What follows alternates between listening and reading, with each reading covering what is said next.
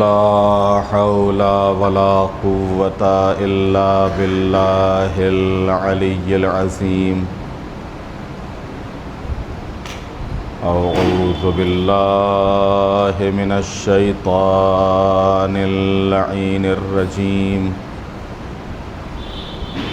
بسم الله الرحمن الرحيم الحمد لله رب العالمين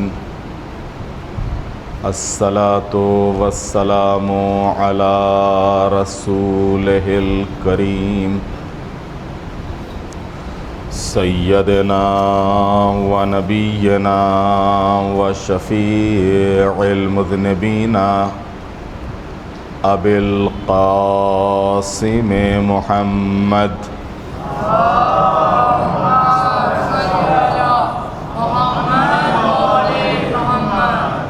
وآله الطيبين الطاهرين المعصومين المظلومين ولعنة الله على أعدائهم أجمعين من يومنا هذا إلى قيام يوم الدين رب اشرح لي صدري ويسر لي أمري واحلل عقدة من لساني يفقهوا قولي أما بعد فقد قال رسول الله صلى الله عليه وآله وسلم إن لقتل الحسين حرارة في قلوب المؤمنين لا تبردوا أبدا صلوات بھیجتے محمد وآل محمد.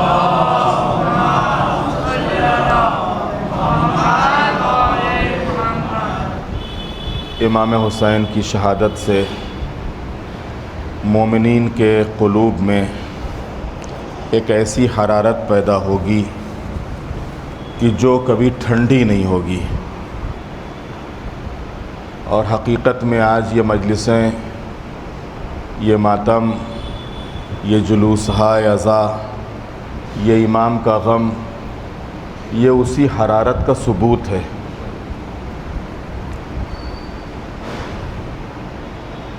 اس پیغمبر ختمی مرتبت کے ارشاد کے ذیل میں گفتگو واقعہ کربلا کے اسباب کے عنوان سے ہو رہی ہے، اور اس سلسلے میں آپ کی خدمت میں عرض کیا تھا کہ ایک ہے ہدف اور ایک ہے سبب. عام طور سے اہداف یعنی ہدف، مقصد یہ بیان ہوتا ہے، لیکن امام حسین کی شہادت کے اسباب، سبب کیا ہے؟ ہدف خود امام حسین نے مدینے سے نکلتے وقت بیان کیا، راستے میں بیان کیا، کربلا پہنچ کے بیان کیا. آپ کو امام کے خطبوں میں، امام کی تقریروں میں، امام کے خطوں میں، امام کی گفتگو میں آپ کو وہ مل جائیں گے. لیکن جہاں تک سبب کا مسئلہ ہے کہ اس امام حسین کی شہادت کے اسباب کیا تھے، تو اس کے لیے آپ کو کربلا سے پہلے کی تاریخ کے اوراق الٹنا ہوں گے. اور جب تک کہ اس تاریخ کے اوپر آپ کی نظر نہیں ہوگی، واقع کربلا کا سبب آپ کو معلوم نہیں ہوگا. واقع کربلا سے پہلے کی تاریخ جب ہم الٹتے ہیں تو جہاں تک کل گفتگو پہنچی تھی کہ پیغمبر مبعوث برسالت ہونے کے بعد جب مکے کی گلیوں میں قولوا لا الہ الا اللہ تفلحوا کی آواز بلند کرتے ہیں، اور جس طریقے سے پیغمبر ختمی مرتبت کی تبلیغ کی راہ میں رکاوٹیں کھڑی کی جاتی ہیں، اور پیغمبر ان تمام رکاوٹوں، مزاحمتوں، مخالفتوں، تہمتوں، الزاموں کی پرواہ کیے بغیر آگے بڑھتے رہتے ہیں. اور جیسے جیسے پیغمبر کے قدم آگے بڑھتے رہتے ہیں، ویسے ویسے اسلام کا دائرہ اور پھیلتا رہتا ہے. یہاں تک کہ مکے میں حالات اتنے خراب ہو گئے اور ان کفار و مشرکین مکہ نے پیغمبر کی جان لے لینے کی ٹھان لی کہ پیغمبر کو ختم ہی کر دیا جائے، اس شمع رسالت کو ہمیشہ ہمیشہ کے لیے بجھائی دیا جائے۔ اللہ نے اپنے حبیب کو فوراً خبردار کیا، اے میرے حبیب آپ اسی وقت فوراً آپ مکے سے ہجرت کر جائیے اور اپنے بستر پر اپنے بھائی علی کو سلا دیجئے۔ پیغمبر خطی مرتبت نے مولا علی کو طلب کیا، یا علی دیکھ رہے ہو حالات، کیونکہ یہ اس وقت کی بات ہے جب گھر گھر چکا ہے، دشمن گھر گھیر چکا ہے۔ علی حالات دیکھ رہے ہو، دشمن گھر گھیرے ہوئے ہے، دشمن جان لے لینے کے در پہ ہے، کیا ایسے حالات میں تم میرے بستر پر سونا گوارا کرو گے؟ اس موقع پر مولا علی نے ایک سوال کیا، یا رسول اللہ یہ بتائیے کہ آپ کا کیا ہوگا؟ میں تو سو جاؤں گا، میں تو آرام کروں گا، لیٹوں گا، لیکن یہ بتائیے آپ کا کیا ہوگا؟ حضور نے فرمایا کہ اگر تم آرام کرو گے تو میں بچ جاؤں گا، میری جان بچ جائے گی، اگر تم آرام کرو گے تو میری جان بچ جائے گی۔ امیر المومنین عرض کرتے ہیں، یا رسول اللہ اگر آپ کی جان بچتی ہے تو ہماری جان قربان۔ ایک صلوات بھیج دے محمد والے محمد۔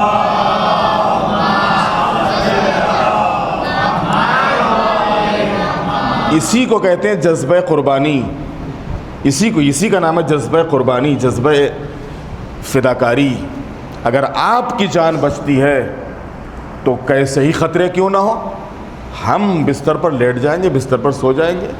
اور چنانچہ ہوا بھی یہی کہ پیغمبر خطی مرتبت مکے سے ہجرت فرما گئے۔ اب یہاں کو جب بات آ گئی تو ایک چیز اور عرض کر دوں کہ جب پیغمبر جا رہے تھے تو پیغمبر نے کچھ وصیتیں کی تھی مولا علی سے، یا علی دیکھو میں تو مکے سے جا رہا ہوں لیکن کچھ لوگوں کی امانتیں میرے پاس رکھی ہوئی ہیں، یہ جن لوگوں کی امانتیں میرے پاس ہیں ان کو تم واپس کر دینا، اور پھر تم بھی میرے پاس مدینے چلے آنا۔ اب یہاں پر سوال یہ پیدا ہوتا ہے کہ یہ امانتیں کن لوگوں کی تھیں کہ جو پیغمبر کے پاس رکھی ہوئی تھی؟ اس لیے کہ مکے کے حالات اتنے خراب تھے کہ جو بھی ایمان لاتا تھا، جو بھی اسلام لاتا تھا، یہ کفار و مشرکین مکہ اتنی اذیتیں دیتے تھے، تکلیفیں پہنچاتے تھے کہ پیغمبر خود فرماتے تھے کہ یہاں سے ہجرت کر جاؤ، یا لوگ حبشہ کی طرف ہجرت کر جاتے تھے اور یا پھر مدینے کی طرف ہجرت فرما دیتے تھے۔ مکے میں تو انگلیوں پر گنے جانے کے برابر لوگ تھے، تو پھر یہ امانتیں کن لوگوں کی تھیں؟ اب یہ پیغمبر کے کردار کا کمال ہے کہ امانتیں ان کی تھیں کہ جو گھر گھیرے ہوئے تھے۔ ایک صلوات بھیج دے محمد والے محمد۔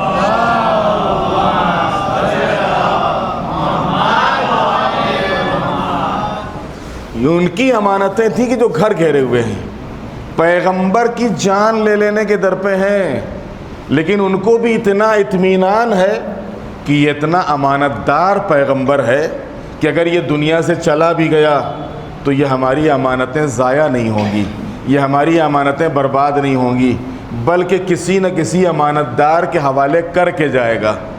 بس یہیں کے اوپر سوچنے کی جا ہے، غور کرنے کا مقام ہے۔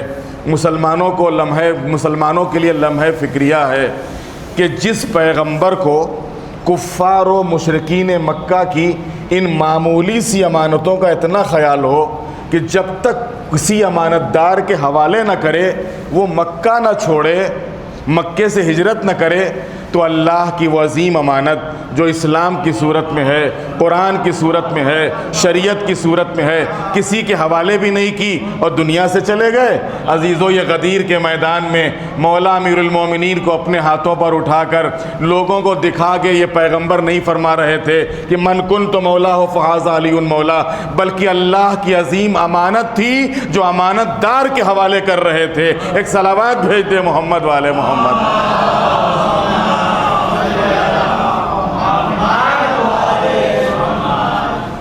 تو عزیزان محترم، اب پیغمبر جب مکے سے مدینے تشریف لائے، مدینے میں آنے کے بعد جیسا کہ میں نے کل آپ کی خدمت میں عرض کیا تھا کہ ابھی 1 سال تمام ہوا تھا، اور جنگ بدر دوسری ہجری میں، جنگ بدر میں ان کے جو بڑے بڑے تھے وہ سب مارے گئے، اور ان کو یہ ہوا کہ اگر ان کو اور موقع مل گیا تب تو یہ ہمارا بالکل ہی خاتمہ کر دیں گے۔ تو ابھی تو تازہ مسئلہ ہے، نئی بات ہے، اور ان کی تھوڑی سی تعداد ہے، ان کے پاس ابھی اتنی زیادہ کوئی قوت اور طاقت بھی نہیں ہے، لہذا ہم اور بھی زیادہ تیاری کے ساتھ آئیں، اور بھی زیادہ اگر تیاری کے ساتھ آئیں تو ہم ان کو ختم کر دیں گے۔ چنانچہ احد میں وہ پوری تیاری کے ساتھ آئے تھے، احد میں پوری تیاری کے ساتھ آئے تھے۔ اگرچہ وہ پوری تیاری کے ساتھ آئے تھے، اس کے باوجود اگر مسلمانوں نے رسول اللہ کا حکم مانا ہوتا اور مسلمان لالچ کا شکار نہ ہوا ہوتا تو جیسے بدر میں اللہ کی مدد آئی تھی اور کامیابی ملی تھی، ایسے ہی احد میں بھی کامیابی ملتی۔ لیکن ہوا کیا؟ پیغمبر نے کہا تھا کہ دیکھو میں تم کو یہاں پر کھڑا کرتا ہوں 50 لوگوں کو، یہ جو لشکر اسلام تھا، اسی لشکر اسلام میں سے 50 لوگوں کو پیغمبر نے ایک درے پہ کھڑا کیا تھا۔ درہ کہتے ہیں دو پہاڑیوں کے بیچ کی جگہ کو، کیونکہ ایک طرف سے یہ پہاڑیاں تھیں، سامنے لشکر تھا، اگر مقابلہ ہوگا تو سامنے ہوگا، پیچھے سے کوئی خطرہ نہ رہے، اس لیے کہ پہاڑیاں ہیں، لشکر آ نہیں سکتا، اگر خطرہ ہے تو اس درے سے ہے کہ کہیں دشمن گھوم کے پیچھے اسی درے سے پیچھے سے حملہ نہ کر دے۔ لہذا پیغمبر نے کہا 50 لوگوں کو معین کیا کہ تم لوگ یہاں پہ کھڑے رہنا، اور ان کا سردار بنایا سعید بن جبیر کو، اور سعید بن جبیر کو ان کا سردار بنانے کے بعد کہا کہ دیکھو جب تک کہ میرا حکم نہ آئے تم درے سے ہٹنا نہیں، ہم چاہے جنگ جیتیں یا ہاریں تم نہ ہٹنا یہاں سے۔ اب ہوا کیا؟ ہوا یہ کہ اب جو مقابلہ ہوا ہے، اس مقابلے میں لشکر اسلام لشکر کفر پہ غالب آ گیا۔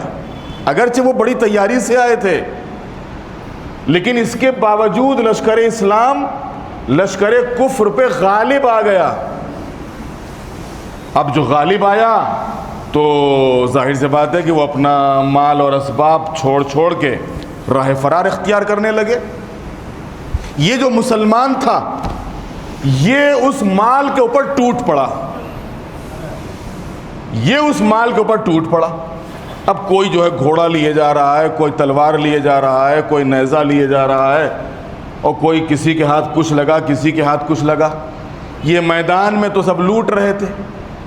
وہ جو اوپر کھڑے ہوئے تھے پہاڑی پہ، جن کو حضور نے کھڑا کیا تھا 50 لوگوں کو، اور کہا تھا کہ کچھ کیسے بھی حالات ہو چھوڑنا نہیں اس کو، انہوں نے دیکھا کہ سب تو لیے جا رہے ہیں، ہم رہے جا رہے ہیں، لہذا ان میں سے ایک ایک کر کے وہاں سے ہٹنے لگے۔ جناب سعید بن جبیر سمجھاتے رہے کیا غضب کر رہے ہو، اللہ کے رسول کا بھی حکم نہیں آیا ہے، ابھی اللہ کے رسول کا حکم نہیں آیا ہے، درہ مت چھوڑو، میدان مت چھوڑو، میدان میں مت جاؤ۔ لیکن ایک نہ سنی، ایک نہ سنی۔ نتیجہ کیا نکلا؟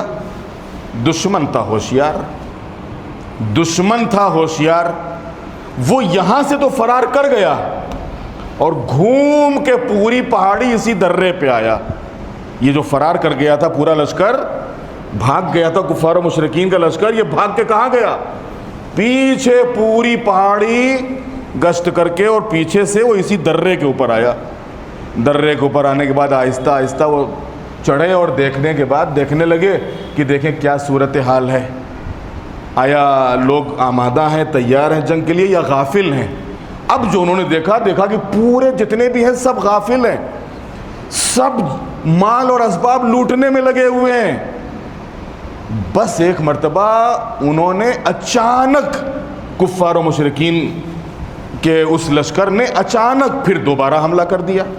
اب جو پیچھے سے اس درے سے حملہ ہوا تو حقیقت یہ ہے کہ جنگ کا جو نقشہ تھا اب تک کا بالکل بدل گیا، اور مسلمانوں سے بھاگتے نہ بنی۔ اور یہ تاریخ کے جملے ہیں کہ کوئی 3 دن بعد واپس آیا، کوئی 7 دن بعد واپس آیا، لیکن پھر ہوا کیا؟ حضور کا کیا ہوا؟ امیر المومنین بھی تو ہیں۔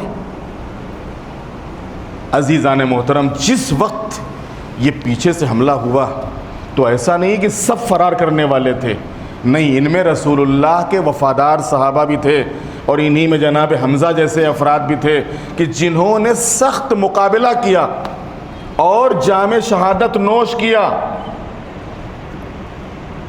اور ان تمام شہدائے احد کی قبریں آج بھی میدان احد میں اور خود جنت البقیع میں ایک علاقہ، ایک جگہ ہے. اللہ سب کو مدینہ کی زیارت نصیب کرے. انشاءاللہ آپ جنت البقیع جائیں. جنت البقیع میں دیکھیں گے کہ جب آپ زیارتیں کرتے ہیں الگ الگ مقامات کی، تو انہی میں سے ایک مقام آتا ہے شہدائے احد. یہ شہدائے احد وہی ہیں کہ جو بعض شہیدوں کو، جو جن کے خاندان اور قبیلے والے ان کو لے آئے تھے مدینے، اور مدینے میں لانے کے بعد یہاں کے اوپر جنت البقیع میں ان کو دفن کیا تھا. اور باقی جو شہداء تھے جناب حمزہ کے ہمراہ خود میدان احد میں دفن کر دیے گئے تھے. تو کہنے کا مقصد یہ ہے کہ جناب حمزہ جیسے افراد جنگ میں کام آ گئے اور شہید ہو گئے. اب یہاں کے اوپر ایک روایت آپ کی خدمت میں پیش کرنا چاہتا ہوں، اور جو امیر المومنین کی شجاعت سے متعلق ایک صلوات بھیج دیں محمد والے محمد.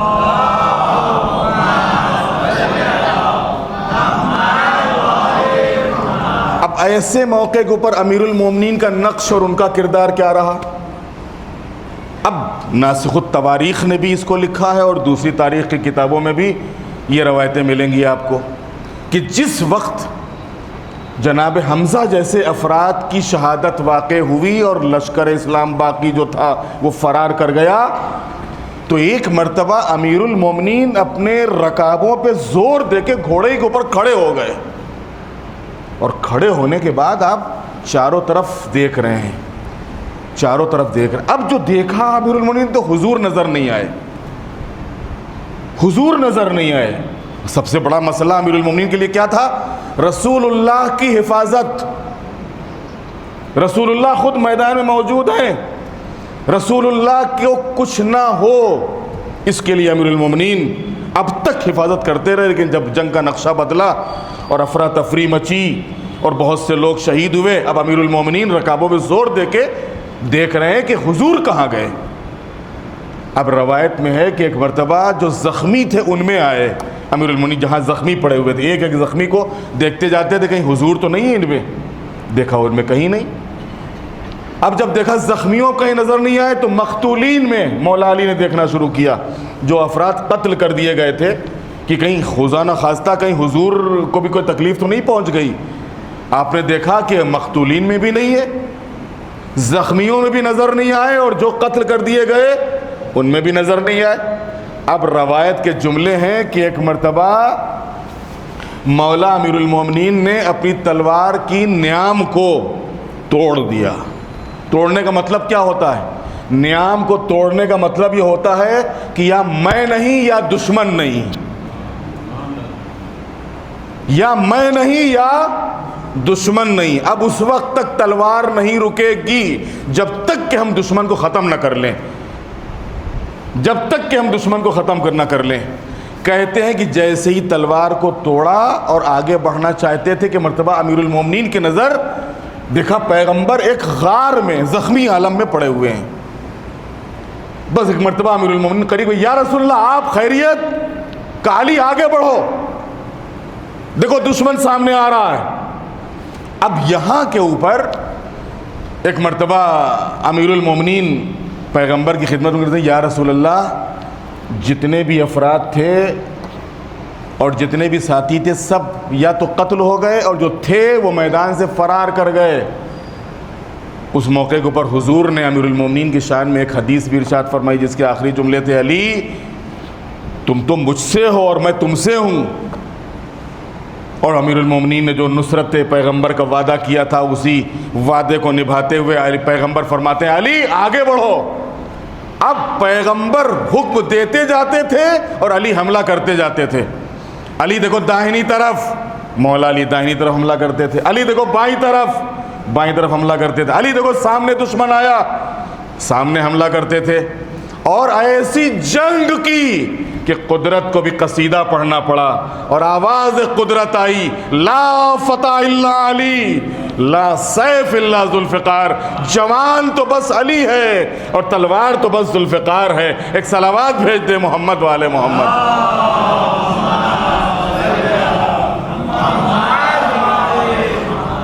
اور اس طریقے سے مولا امیر المومنین نے جنگ احد میں اسلام کی عزت کو بچایا، مسلمانوں کی عزت کو بچایا. میں نے کل آپ کی خدمت میں عرض کیا تھا، کیونکہ موضوع ہے واقعہ کربلا کے اسباب، اور جب تک کہ یہ پچھلی تاریخ ہماری نظر میں نہیں ہوگی کربلا سمجھ میں نہیں آئے گی کہ واقعہ کربلا آخر اتنا بڑا واقعہ رونما کیسے ہوا اور یزید تخت خلافت تک کیسے پہنچا۔ تو میں نے ایک جملہ آپ کی خدمت میں عرض کیا تھا کہ جنگ احد کے بعد یہ جو میدان سے فرار کر گئے تھے، ان کے دلوں میں امیر المومنین کی نسبت حسد اور کینہ اور بھی زیادہ بڑھ گیا۔ یہ سوچ یہ رہے تھے اگر ہم نے فرار کیا تھا تو علی نے فرار کیوں نہیں کیا؟ اگر ہم میدان سے چلے گئے تھے تو علی کیوں جمے رہے؟ علی جمے رہے، اس وجہ حسد، دل میں حسد ہے علی کی نسبت، اور پھر یہی حسد جنگ خندق میں اور بھی بڑھ گیا، کیونکہ جنگ خندق میں ہوا کیا کہ جنگ احد میں اب یہ جو دشمن تھا اس کو مسلمانوں کی دکھتی ہوئی رکھ معلوم ہو گئی تھی، اور یہ سمجھ چکا تھا ان کے اندر کتنی ہمت ہے، کتنی طاقت ہے اور کتنی ان کی تعداد ہے۔ پورے ان کے حالات سے دشمن واقف ہو چکا تھا، اور یہ جو لالچ تھی اس سے آگاہ ہو چکا تھا دشمن۔ تو لہذا اسی بنیاد پر دشمن نے سوچا کہ اگر اس مرحلے پہ ہم نے ان کو شکست دے دی ہے تو اگر اس کے بعد اور بھی بڑا اگر ہم لشکر لائیں تب تو یہ بالکل ہی ختم ہو جائے گے۔ لہذا یہی وجہ ہے کہ جنگ احد کے بعد جب جنگ خندق ہوئی ہے تو عرب کے جتنے لشکر تھے سب جمع ہو گئے تھے۔ بدر میں خالی کفار و مشرکین مکہ تھے، احد میں خالی کفار و مشرکین مکہ تھے، لیکن خندق میں ایسا نہیں ہوا۔ خندق میں جتنے بھی عرب کے گروہ تھے کفار و مشرکین کے، مختلف علاقوں، مختلف شہروں، مختلف ایریوں کے، سب جمع ہو گئے تھے تاکہ اس دفعہ ایک ساتھ حملہ کر کے اس اسلام ہی کو ختم کر دیا جائے، مسلمانوں ہی کو ختم کر دیا جائے۔ چنانچہ اسی وجہ سے اس جنگ کا نام جنگ احزاب ہے۔ احزاب جنگ خندق اس لیے کہتے ہیں کہ اس میں خندق کھودی گئی تھی، اور اچھا خندق کھودنے کا بھی ایک ماجرا اور واقعہ ہے، وہ بھی آپ کی خدمت میں عرض کر دوں۔ جناب سلمان فارسی نے حضور کی خدمت میں عرض کیا، یا رسول اللہ ہمارے یہاں عجم میں دستور یہ ہے، ایران میں دستور یہ ہے کہ جب جنگ ہوتی ہے تو دشمن ایک ساتھ حملہ نہ کر سکے یا اچانک حملہ ور نہ ہو سکے، اس کے لیے خندق کھود دی جاتی ہے۔ اگر آپ کی اجازت ہو اور تو ہم یہاں کے اوپر بھی ویسے ہی کریں تاکہ دشمن اچانک ہمارے اوپر حملہ نہ کرے۔ حضور نے سلمان فارسی کی اس رائے کو پسند کیا اور کہا کہ ٹھیک ہے، بہتر ہے، آپ یہاں کے اوپر بھی خندق کھودو۔ خندق جب کھودی تو خندق کھودنے میں خود جناب سلمان فارسی کا حصہ سب سے زیادہ تھا، سب سے زیادہ حصہ خود جناب سلمان فارسی کا تھا۔ اب مسئلہ یہ ہوا کہ یہ جو انصار تھے، یعنی جو مدینے کے پراپر رہنے والے تھے، یہ کہہ رہے تھے کہ سلمان ہم میں سے ہیں، اور سلمان ہم نے جو ہے سب سے زیادہ، ہمارا حصہ سب سے زیادہ ہے خندق کھودنے میں۔ یہ جو مہاجرین تھے یہ کہہ رہے تھے کہ نہیں صاحب، خندق کھودنے میں ہمارا حصہ ہے۔ اچھا، جس کے ساتھ سلمان جائے اس کا حصہ زیادہ، اگر سلمان مہاجرین کے ساتھ ہو جاتے ہیں تو مہاجرین کا حصہ زیادہ، اگر سلمان انصار کے ساتھ آ جاتے ہیں تو انصار کا حصہ زیادہ۔ اب سلمان کہاں جائے؟ مکے والے کہہ رہے تھے کہ سلمان مہاجر ہیں اس لیے کہ وہ بھی ہجرت کر کے آئے ہیں، اور یہ جو انصار تھے یہ کہہ رہے تھے کہ نہیں صاحب، وہ مہاجر تھوڑے ہیں، وہ ہم میں سے ہیں، انصار میں سے ہیں، وہ مکے سے ہجرت کر کے تھوڑے آئے ہیں، وہ تو ایران سے آئے ہیں، لہذا یہ ہم میں سے ہیں۔ اب جو دونوں میں اختلاف ہوا، معاملہ جو ہے حضور کی خدمت میں آیا۔ حضور کی خدمت میں جب معاملہ پیش ہوا، حضور نے فرمایا جی کیا ہے کہ لیے خیریت تو کا جنگ خندق کھودی گئی ہے، اور اس میں انصار کا کہنا کہ خندق کھودنے میں ہمارا حصہ زیادہ، اور مہاجرین کہہ رہے ہیں کہ ہمارا حصہ زیادہ۔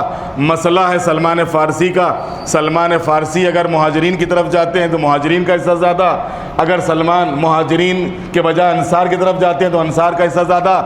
مہاجرین کہہ رہے ہیں کہ یہ ہجرت کر کے آئے ہیں لہذا ہم میں سے ہیں، انصار کہہ رہے ہیں کہ نہیں، یہ مکے سے نہیں آئے ہیں، یہ ایران سے آئے لہذا ہم میں سے ہیں۔ حضور نے فرمایا کہ سنو، سلمان نہ مہاجرین میں سے ہیں نہ انصار میں سے، سلمان و منا اہل البیت، سلمان ہم اہل بیت میں سے ہیں۔ اب یہاں کے اوپر ایک جملہ کہنے کا دل چاہتا ہے کہ جب عمل، توجہ کیجیے گا عزیزو، جب عمل مہاجرین اور انصار دونوں سے زیادہ ہو تو پیغمبر فرماتے ہیں منی، یہ مجھ سے ہے۔ تو جب منی کا یہ مقام ہے، منی کا یہ مرتبہ ہے، اب اگر حضور کسی کے لیے کہیں وہ انا منل، تو اب اس کی عظمت اور اس کا مقام کیا ہوگا؟ ایک صلوات بھیج دے محمد والے محمد۔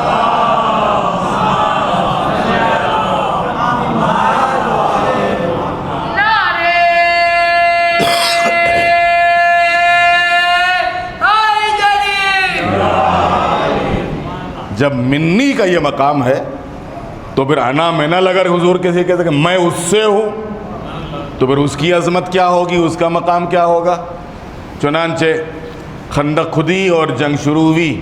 اب جب جنگ ہوئی ادھر امر ہے اور ادھر یہ لشکر اسلام، اور لشکر اسلام میں بھی وہ افراد بھی ہیں کہ جو احد میں فرار کر کے گئے تھے، اور جنگ احد خندق میں بھی حالت یہ ہے کہ ایک دوسرے کو اشارہ کر رہے ہیں کہ آج حالات ٹھیک نہیں ہیں، اور دیکھو سامنے جو ہے مقابل میں امر ہے، اور وہ اتنا بہادر ہے کہ وہ اونٹ کے بچے کو اٹھاتا ہے، سپر بنا لیتا ہے، اور وہ بار بار للکار رہا ہے کہ کیوں نہیں آ رہے ہو، آؤ مقابلے پہ، آؤ مقابلے پہ، اور لشکر اسلام میں سے کوئی جانے کے لیے تیار نہیں ہے، اور وہ بار بار للکار رہا ہے کہ آؤ نہ مقابلے پہ، آؤ نہ مقابلے پہ، اور یہ سب بیٹھے ہوئے ہیں اور ایک دوسرے کو کوہنی مار مار کے کہہ رہے ہیں کہ دیکھو جانا نہیں، خیر نہیں، اگر گئے تو خیر نہیں، واپس نہیں آؤ گے، گئے تو واپس نہیں آؤ گے۔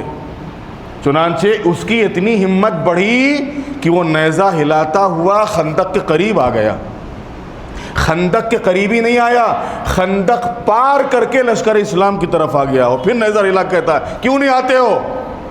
یہاں تک کہ ایک مرتبہ پیغمبر کے خیمے کے قریب آ کے پیغمبر کے خیمے میں نیزہ چبھ ہوتا ہے اور کہتا کیوں نہیں ہمارے مقابلے میں کسی کو بھیجتے ہو؟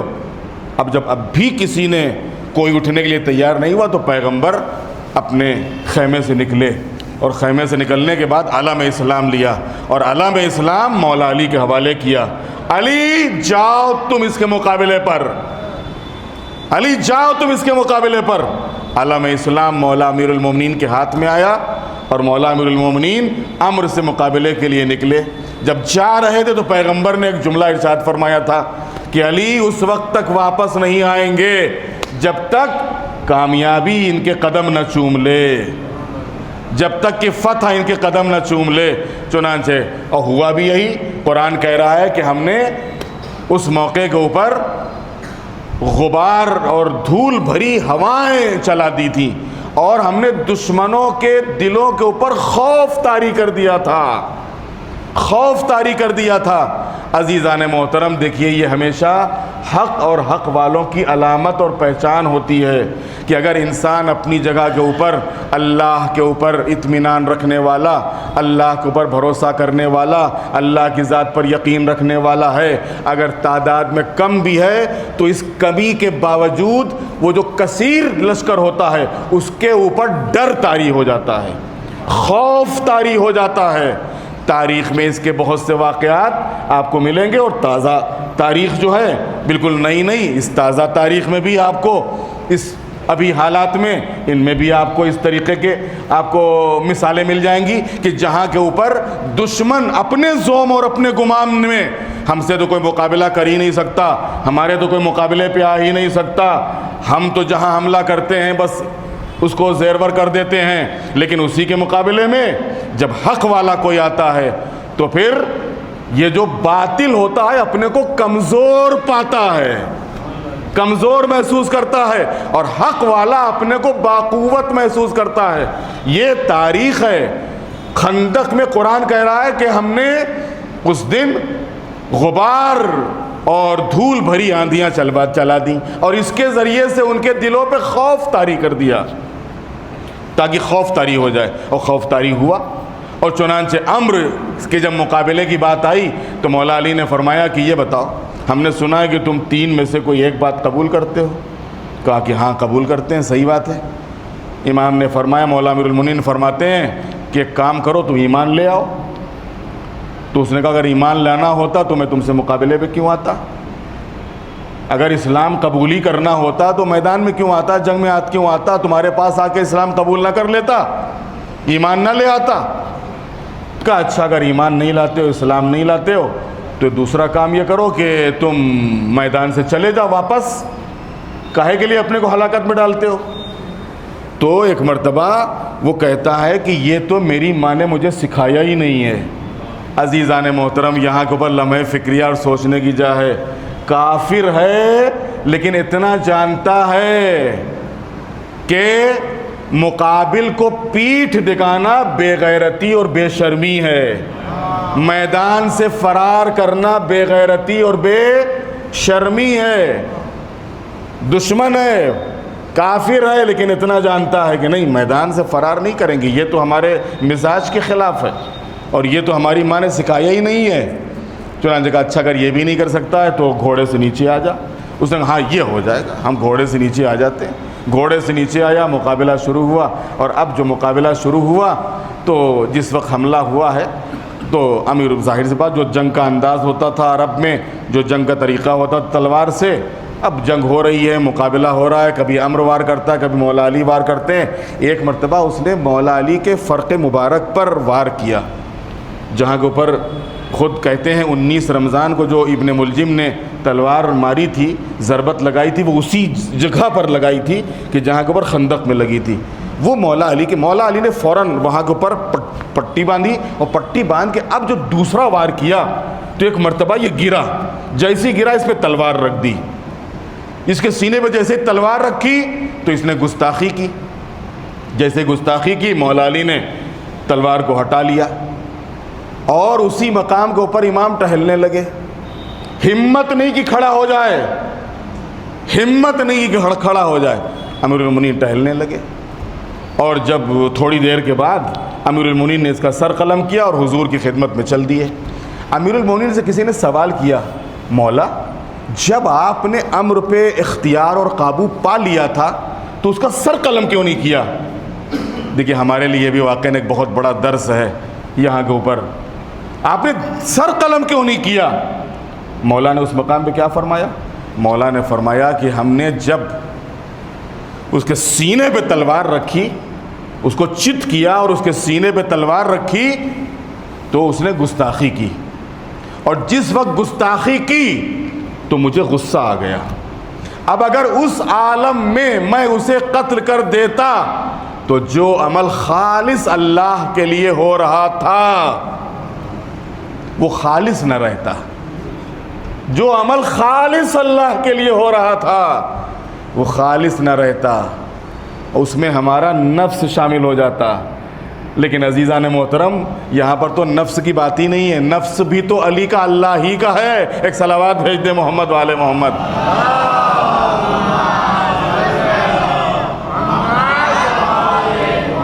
علی اللہ کی مرضی کے بغیر کوئی قدم اٹھا ہی نہیں سکتے تھے. علی کا ہر قدم مرضی خدا کے مطابق، مرضی خدا کے مطابق. لیکن رہتی دنیا تک کے لیے ایک درس دینا تھا کہ دیکھو اس ایسے نازک موقع کے اوپر بھی جذبات میں نہیں، پورے اختیار کے ساتھ اور اللہ کی رضا اور خوشنودی کے لیے عمل انجام دیا. چنانچہ کہا کہ جب ہم نے غصے کو، ہمیں جب غصہ آیا، اگر اس عالم میں قتل کرتا تو ہمارا غصہ شامل ہو جاتا، اور جب غصہ شامل ہو جاتا تو عمل جو خالص اللہ کے لیے ہو رہا تھا وہ اللہ کے لیے نہ رہتا. لہذا جب میں نے غصے کو ضبط کر لیا تب سر قلم کیا. تو عزیزان محترم، یہ یقیناً ہمارے لیے بھی ایک درس ہے کہ ہمارا جو بھی عمل ہو، عمل خالصتاً لوجہ اللہ، قربتاً الی اللہ. یہ ہم نماز پڑھتے ہیں، نماز کاہے کے لیے ہے؟ کوئی ہم کو نمازی کہے یا نہ کہے، کوئی ہم کو پرہیزگار کہے یا نہ کہے، کوئی ہم کو دیندار کہے یا نہ کہے، نماز ہمارے اوپر اللہ کی طرف سے واجب ہے. کوئی ہم کو کچھ کہے، ہمارا کام ہے اس فرض کو ادا کرنا، نماز پڑھنا. ہم نماز اس لیے پڑھ رہے ہیں، یہ ہے قربتاً الی اللہ. نماز میں روزہ ہے، حج ہے، باقی اور دوسری عبادات ہیں. حج کر کے آئے. اب صاحب وہ حج کر کے جب واپس آئے تو کسی نے حاجی نام کے آگے نہیں لکھا. حاجی نہیں لکھا تو انہوں نے باقاعدہ میسج کیا آپ نے ہم کو حاجی کیوں نہیں لکھا. کوئی شادی کارڈ بھیجا تو اس کے اوپر حاجی نہیں لکھا, الحاج نہیں لکھا. تو اب صاحب وہ ناراض ہو گئے, بھائی میں تو نہیں آؤں گا, تم نے ہمارا نام لکھا اور تم نے آگے الحاج نہیں لکھا ہم کو, تم نے آگے ہم کو حاجی نہیں لکھا, تم کو کیا پتہ نہیں کہ ہم حج کر کے آئے. عزیزان محترم, بس یہاں پر یہی سوال پیدا ہوتا ہے کہ تم نے اللہ کے لیے حج کیا ہے یا بندوں کے لیے. اگر اللہ کے لیے حج کیا ہے تو تم کو کوئی حاجی کہے یا نہ کہے کیا فرق پڑتا ہے. کوئی الحاج تمہارے نام کے آگے لگائے یا نہ لگائے کیا فرق پڑتا ہے. حج تمہارا اللہ کے لیے ہے تو ٹھیک ہے, چاہے کوئی تم کو حاجی کہے یا نہ کہے. اسی طریقے سے باقی دوسری عبادتیں, اور یہی چیز ہماری مجلسوں, ہماری نذر و نیاز, ہمارا ماتم اور ہمارے جلوس کے لیے بھی ہے. اگر خدا نہ خواستہ اس میں مقابلے کا پہلو آ گیا, ہماری نیاز بڑی کہ ان کی نیاز بڑی, ہماری مجلس بڑی کہ ان کی مجلس بڑی, ہمارا پروگرام بڑا کہ ان کا پروگرام بڑا, تو اس کا مطلب یہ ہے کہ ہمارے ہاں خلوص نہیں ہے. اور جو کام صرف اور صرف اللہ کی خوشنودی اور رضا کے لیے تھا, اور جو صرف مولا کے لیے تھا, اس میں ہمارا نفس شامل ہو گیا. ہم یہ کام, یہ عمل, یہ مجلس مولا کے لیے نہیں کر رہے ہیں, یہ اپنے نفس کی تسکین و تسلی کے لیے کر رہے ہیں. یہ ماتم ہم مولا کے لیے نہیں بلکہ اپنی نفس کی تسکین کے لیے, اور اسی طریقے سے باقی جو دوسرے پروگرام ہیں. لہذا یہی خلوص ہماری مجلسوں میں بھی ہونا چاہیے, یہی خلوص ہمارے ماتم میں بھی ہونا چاہیے, یہی خلوص ہمارے جلوس اعضاء میں بھی ہونا چاہیے کہ ہمارے جو بھی پروگرام ہیں وہ صرف اور صرف رضا خدا کے لیے ہوں, اس لیے کہ اللہ ہی کی رضا میں امام حسین کی رضا ہے. وقت عصر کیا آواز آئی تھی, رضن بقضائہ و تسلیما لامرہ یا ایتھا النفس المطمئنہ, اے نفس مطمئنہ کے مالک آ جا میری بارگاہ میں اس حال میں کہ میں تجھ سے راضی اور تو مجھ سے راضی. میری رضا تیری رضا ہے اور تیری رضا میری رضا ہے. تو حقیقت میں اگر ہم عمل کو خالص بنانا چاہتے ہیں تو پھر اس میں ریاکاری نہ ہو, دکھاوا نہ ہو, مقابلے بازی نہ ہو, اور یہ ہماری مجلسیں, یہ ہمارا ماتم, یہ ہمارے جلوس اعضاء, یہ ہماری نذر و نیاز بھی ان تمام چیزوں سے پاک ہو, اور اس میں خلوص پایا جاتا ہو, اس میں للہیت پائی جاتی ہو, اور وہ صرف اور صرف مولا سے محبت اور عقیدت کی بنیاد پر ہو. ایک صلوات بھیج دے محمد والے محمد.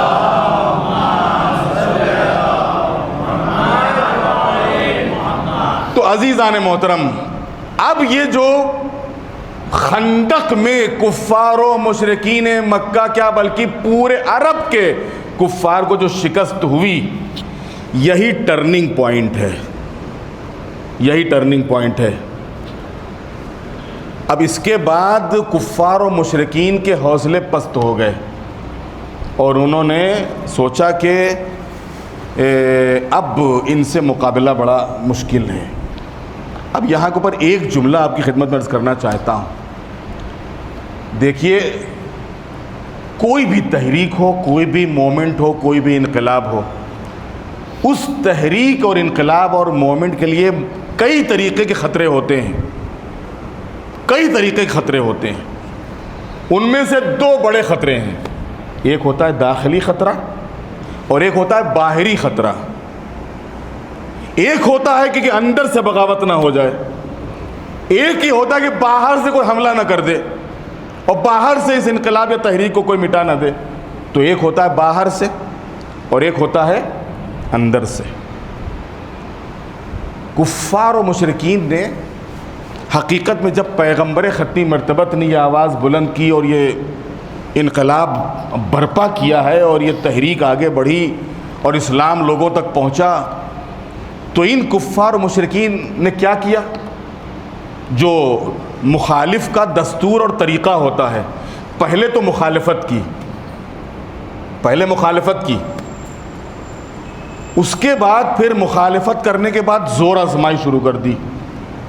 جب مقابل والا دیکھتا ہے, دشمن دیکھتا ہے کہ مخالفت سے یہ لوگ پیچھے نہیں ہٹ رہے ہیں, تو پھر وہ زور آزمائی کرتا ہے اور قوت اور طاقت کا مظاہرہ کرتا ہے. پہلے مرحلے میں ان مکے والوں نے کیا کیا؟ مخالفت کی، گالیاں دی، تہمتیں لگائیں، الزامات لگائے، کانٹے بچھائے، وغیرہ وغیرہ، پتھر مارے۔ اب جب اس سے بات نہیں بنی تو زور آزمائی کے اوپر آ گئے اور باقاعدہ پوری قوت اور طاقت اور اسلحہ اور ساز و سامان کے ساتھ مقابلہ کرنے لگے، پیغمبر کے مقابلے پہ، لشکر اسلام کے مقابلے پہ۔ تو چنانچہ پہلے مرحلے میں کیا کرتا ہے دشمن؟ مخالفت کرتا ہے۔ دوسرے موقع کے اوپر کیا کرتا ہے؟ مقابلہ اور زور آزمائی اور مقابلہ۔ اب جب زور آزمائی اور مقابلے سے بھی بات نہ بنے تو پھر کیا کرتا ہے؟ پھر وہ چولا بدل دیتا ہے، وہ بھیس بدل دیتا ہے۔ پھر وہ کیا کرتا ہے؟ دشمن بن کے نہیں آتا بلکہ دوست بن کے آتا ہے۔ ایک صلوات بھیج دے محمد والے محمد۔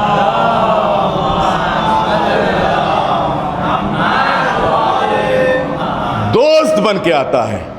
ان کفار و مشرکین مکہ کو جس وقت خندق میں شکست کا سامنا کرنا پڑا اور پورا کفر ہار گیا، پیغمبر نے فرمایا ہی تھا کہ اگر علی کی فتح کل کفر کی شکست، علی کی فتح کل ایمان کی فتح، اور امر کی شکست کل کفر کی شکست۔ اگر امر ہارا تو گویا کل کفر ہار گیا، اور اگر علی جیتے تو کل ایمان جیت گیا، اور ہوا بھی یہی، کل کفر۔ اس کے بعد کافروں سے کوئی جنگی نہیں ہوئی اور مقابلے کی ان کے اندر طاقت اور ہمت ہی نہیں رہی۔ تو انہوں نے کیا کیا؟ اب اس کے بعد جب فتح مکہ کا موقع آیا ہے تو انہی کفار و مشرکین مکہ نے اسلام کی نقاب اپنے چہرے پہ لگا لی۔ اسلام دلوں تک، ان کے سینوں تک نہیں اترا تھا، اسلام کی نقاب لگا لی کہ ہم ظاہر میں ان کے دشمن بن کے ان کو تکلیف اور اذیت نہیں پہنچا سکتے، ان کی مخالفت نہیں کر سکتے، ان کو نقصان نہیں پہنچا سکتے۔ اب ایک ہی طریقہ ہے کہ انہی کے ہو جاؤ، انہی کی صفوں میں داخل ہو جاؤ، انہی والی صورتیں بنا لو، انہی والا لباس پہن لو تاکہ کوئی ہم کو پہچان نہ سکے، اور پھر اسلام کے خلاف خوب سازشیں کر کے اسلام کو ہمیشہ ہمیشہ کے لیے مٹا دو۔ باقی آگے کی گفتگو انشاءاللہ کل کی مجلس میں، کہ فتح مکہ میں کیا ہوا اور فتح مکہ کے بعد کیسے کربلا کی طرف بات آگے بڑھی، واقع کربلا کے اسباب، امام حسین کی شہادت کے اسباب۔ میں نے عرض کیا بس یہ ٹرننگ پوائنٹ ہے، یہیں سے بات واضح ہو جائے گی انشاءاللہ کل کی مجلس میں۔ تو عزیزان محترم، ظاہر سی بات ہے کہ جب دشمن اپنا بن کے آئے تو اور مشکل ہوتی ہے۔ بھائی سامنے ہم کو معلوم ہے کہ دشمن ہے، ہم کو پتہ ہے کہ ہاں وہ ہمارے مقابلے کے لیے آ رہا ہے، ہم کو قتل کرنے کے لیے آ رہا ہے، لیکن اگر وہ دوست بن کے آ جائے، اپنا والا لباس پہن کے، اپنی والی صورت بنا کے، اپنا حلیہ، تو ظاہر سی بات ہے ایسے موقع کے اوپر بڑی مشکل ہوتی ہے۔ اسلام کے ساتھ یہی ہوا ہے، اور یقیناً مولا امیر المومنین کے مقابلے میں بھی ایسے ہی افراد تھے، خود امیر المومنین کے بعد امام حسن کے سامنے بھی ایسے ہی افراد تھے، اور امام حسن کے بعد خود امام حسین کے سامنے، امام حسین کے سامنے بھی، اور جن میں بہت سے سادہ لوگ سمجھ بھی نہیں سکے، اس وقت بھی کہہ رہے تھے ارے صاحب اس میں پڑھنے جیسا نہیں ہے، یہ تو آپس کی ان لوگوں کی حکومت کی اور یہ تو ستہ کی جنگ ہے، اور ہم اس میں نہیں پڑھتے، ہم تو بس اللہ اللہ کرتے ہیں بس۔ یہ بے بصیرتی ہے، یہ بے عقلی ہے کہ ان کو اتنا تک تمیز نہیں ہوئی، اتنا تک پتہ نہیں چلا مصلی پہ بیٹھ کے کہ حق کیا ہے، باطل کیا ہے، سچ کیا ہے، جھوٹ کیا ہے۔ آج بھی آپ کو زمانے میں ایسے ایسے مسلوں سے چپکے ہوئے لوگ مل جائیں گے کہ جن کو یہ پتہ نہیں ہے کہ حق کیا ہے، باطل کیا ہے، سچ کیا ہے، جھوٹ کیا ہے۔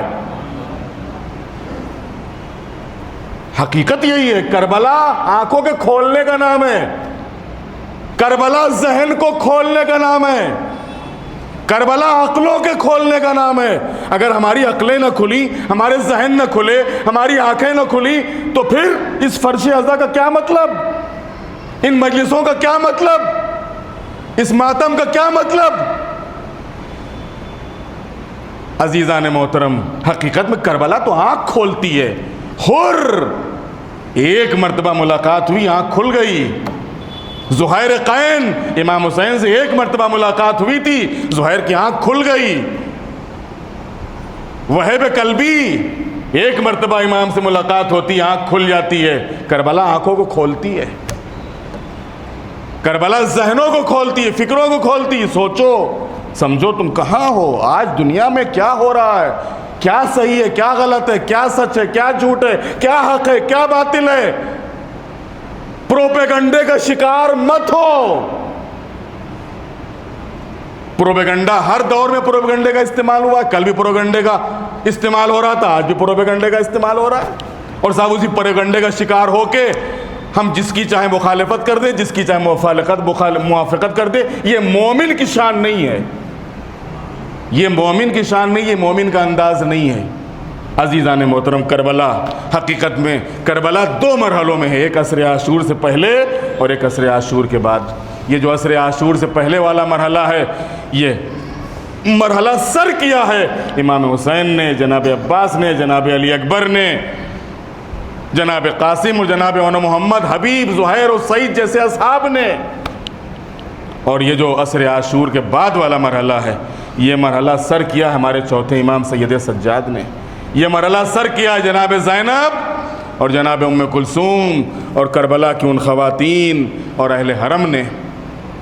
یہ مرحلہ کتنا سخت تھا، یہ مرحلہ کتنا سخت تھا، جن کی ماں کا جنازہ رات کے اندھیرے اور تاریکی اور سناٹے میں اٹھا ہو، اور اسی کی بیٹیاں اور اسی کی بہویں آج اس عالم میں کوفے اور شام میں لائی جا رہے ہیں کہ ان کے سر پہ چادر نہیں ہے، ہاتھ پس گردن بندھے ہوئے ہیں، آگے آگے منادی ندا دے رہا ہے، اے کوفہ شام والو آؤ اور اہل حرم کا تماشا دیکھو۔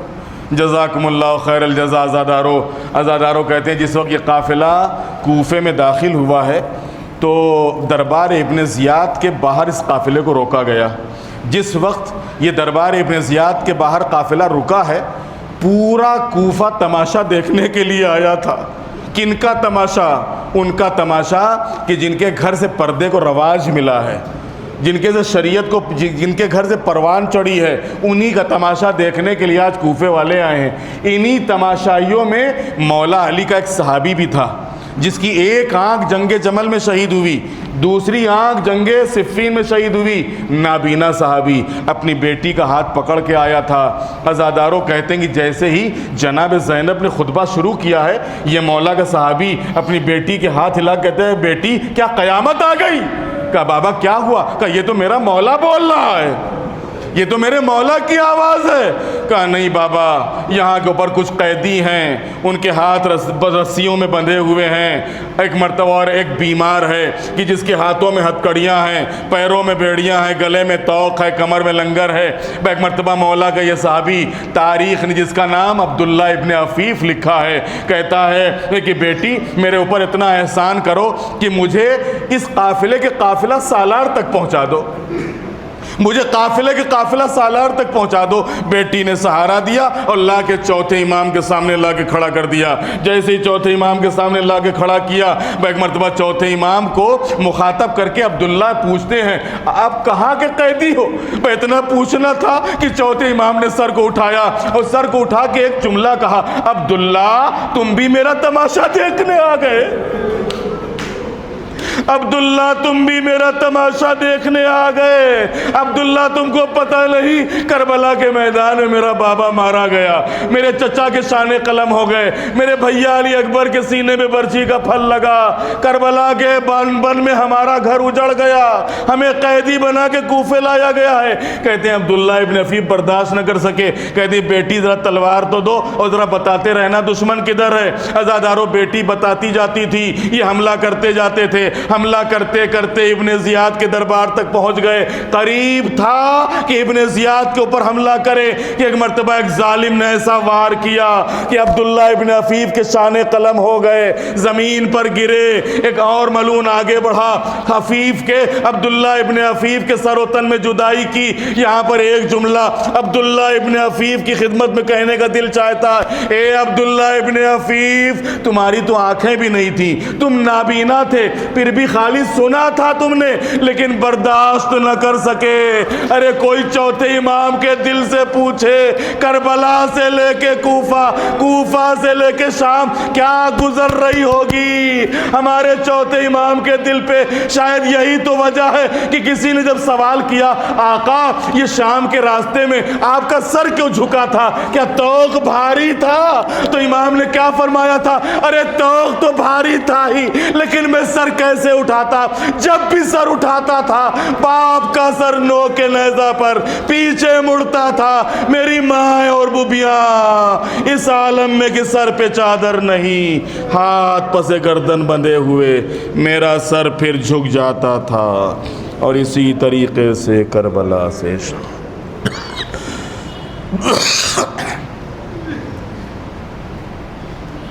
الا لعنت اللہ علی القوم الظالمین سیعلم الذین ظلموا ای منقلب ینقلبون بحق الزہراء وابیہا وبعلہا وبنیہا۔ بار الہ ہمارے اس ذکر کو اپنی بارگاہ میں قبول فرما، ہمارے گناہوں کو معاف فرما، ہماری توفیقات میں اضافہ فرما، پرچم اسلام کو سربلند فرما، پرچم کفر و نفاق کو سرنگوں فرما۔ عزاداران حضرت سید الشہداء جہاں جہاں بھی آباد ہیں ان کی جان مال عزت آبرو کی حفاظت فرما، تمام عزاخانوں کی حفاظت فرما، مولا کے حرم کی حفاظت فرما، مولا کے زائرین کی حفاظت فرما۔ معبود دنیا میں ان کی زیارت اور آخرت میں ان کی شفاعت نصیب فرما۔ دشمنان اسلام، دشمنان تشیع، امریکہ، اسرائیل، آل سعود اور ان کے تمام ہم نواؤں کو ذلیل خوار اور نیست و نابود فرما۔ انقلاب اسلامی ایران کی حفاظت فرما۔ رہبر انقلاب اور مرد عظیم الشان آغا سیستانی کو طول عمر عطا فرما۔ بار الہ ہر قسم کے اشرار کے شر سے ان کی حفاظت فرما۔ جو مومنین مریض ہیں ان کو شفا عطا فرما، جو دنیا سے رخصت ہو چکے ان کی مغفرت فرما۔ وارث عزا اور وارث حسین مولا امام زمانہ کے ظہور میں تعجیل فرما۔ ہم سب کو امام کے غلاموں اور ان کے ناصروں میں شمار فرما۔ وتقبل منا انک انت السمیع العلیم۔